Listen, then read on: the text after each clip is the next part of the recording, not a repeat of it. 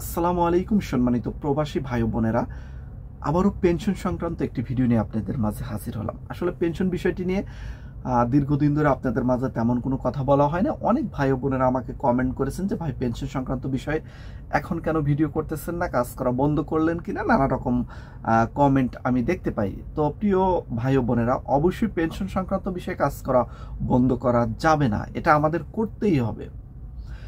তবে 10 জন মিলে যদি কাজটা করতে পারতাম সবচেয়ে ভালো হতো। আমি সবাইকে আপনাদেরকে আবেদন জানিয়েছিলাম যে আপনারা নিজ নিজ জায়গা থেকে আপনাদের যতটুকু যোগ্যতা আছে ততটুকুর ভিত্তিতে কাজ করার চেষ্টা করুন, অনলাইনে কথা বলার চেষ্টা করুন।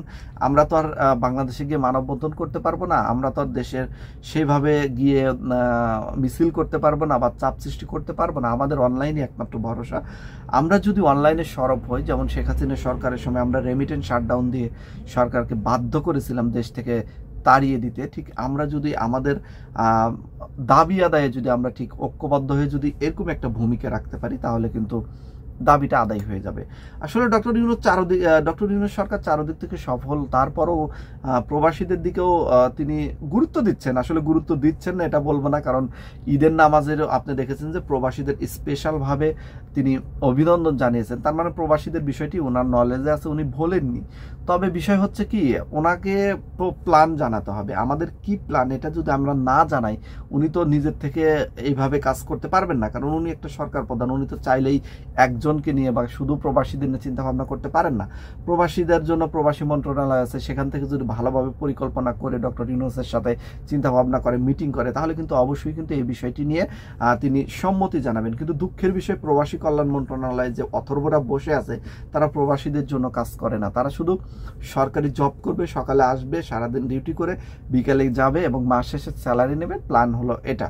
প্রবাসীদের জন্য যে কল্যাণার্থী কিছু করতে হবে, প্রবাসীদের জন্য যে নতুন নতুন পরিকল্পনা করবে, তাদের কিভাবে সুযোগ সুবিধা দেওয়া যায়, তাদের কিভাবে আরো সুন্দরভাবে বিদেশে প্রেরণ করা যায়, ভিসার দাম কিভাবে কমানো যায়, ভিসা সিন্ডিকেট কিভাবে দূর করা যায় এবং দেশে থেকে কিভাবে মাত্র 1 থেকে 1.5 লাখ টাকার মধ্যে মানুষ বিদেশে যাবে, এই যে বিষয়গুলো, এগুলো নিয়ে কিন্তু তাদের কোনো মাথা ব্যথা নেই। তারা যে কি করে, প্রবাসী কল্যাণ মন্ত্রণালয় নাম দিয়ে কি যে করতেছে প্রবাসীদের জন্য সেটাই বোঝা যায় না। শুধু দেখবেন যে প্রতি মাসের রেমিটেন্স গুনবে।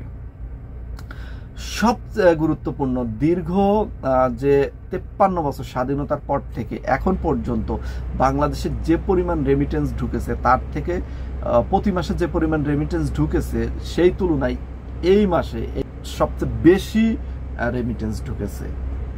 আপনারা জানেন কি পরিমাণ রেমিটেন্স ঢুকেছে। গত মাসে যে পরিমাণ রেমিটেন্স ঢুকেছে এটা একটা রেকর্ড। তো রেকর্ড করতেছেন প্রবাসীরা, আপনারা প্রবাসীরা রেকর্ড করতে পারতেছেন রেমিটেন্সের। তবে আমাদের দাবিগুলো নিয়ে তারা কিন্তু কখনো কথা বলে না।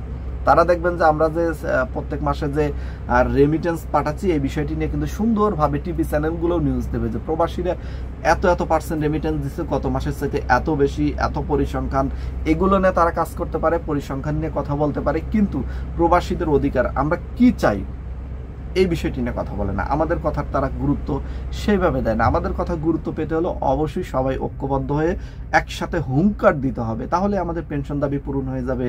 আমাদের ব্যাংক লোন থেকে শুরু করে যে সুযোগ সুবিধাগুলো আমাদের পাওয়া আর কি অধিকার, সেগুলো কিন্তু পূরণ হয়ে যাবে।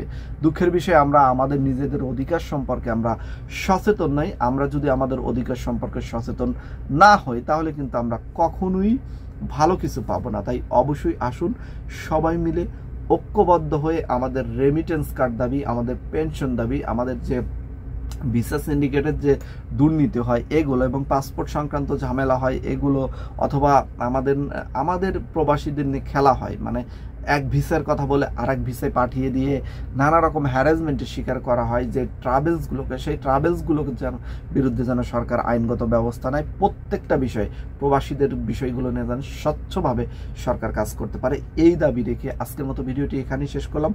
সবাই ভালো থাকবেন এবং সবাই ঐক্যবদ্ধভাবে আসুন কাজ করি এবং আমাদের পেনশন দাবিটি আমরা পূরণ করে নেই। আল্লাহ হাফেজ।